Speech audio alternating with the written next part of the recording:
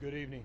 It appears we are enjoying an overwhelmingly no vote tonight here in the state of California. But no is not the only thing that was expressed tonight. I want to focus on what we said yes to as a state.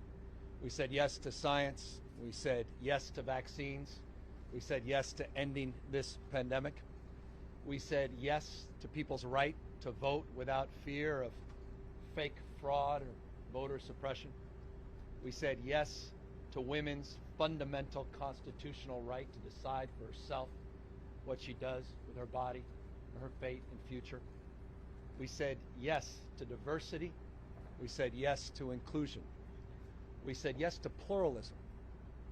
We said yes to all those things that we hold dear as Californians, and I would argue as Americans: economic justice, social justice, racial justice, environmental justice, our values where California's made so much progress. All of those things were on the ballot this evening. And so I'm humbled and grateful to the millions and millions of Californians that exercised their fundamental right to vote and express themselves so overwhelmingly by rejecting the division, by rejecting the cynicism, by rejecting so much of the negativity that's defined our politics in this country over the course of so many years. I just think of our kids watching all of this. Nightly news, day in and day out. And I just wonder, I've got 4 young kids. Oldest about to turn 12 this weekend. And what they're growing up to. In a world where we're so divided, these kids increasingly fearful, isolated, disconnected. And we're teaching them that. And it doesn't have to be that way. I think we owe our kids a deeper sense of respect, and all of us as adults a responsibility to disregard this false separateness. We're so much more in common as a state and a nation than we give ourselves credit for.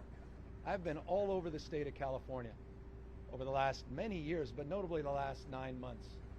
Conservative parts of the state, progressive parts of the state, folks that I know were going to vote no, and votes that I knew were going to vote yes on this recall, and turned out to do just that. But one thing that's universal: everybody wants to be respected. Everyone wants to feel some connection to one another. We all certainly in this pandemic want to feel safe, protected. Those are universal values. And I think about just in the last few days, and the former president put out saying this election was rigged.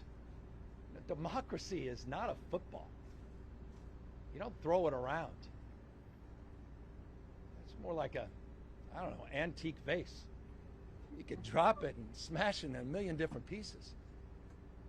And that's what we're capable of doing if we don't stand up to meet the moment and push back.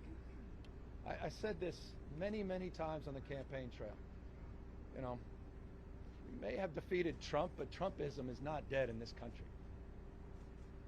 The big lie, January 6th insurrection, all the voting suppression efforts that are happening all across this country, what's happening, the assault on fundamental rights, constitutionally protected rights of women and girls. It's a remarkable moment in our nation's history.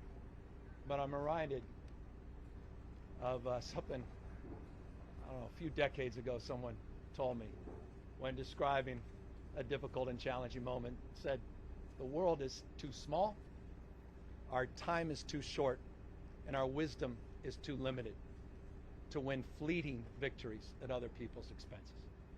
And he went on to say, "We must all triumph together."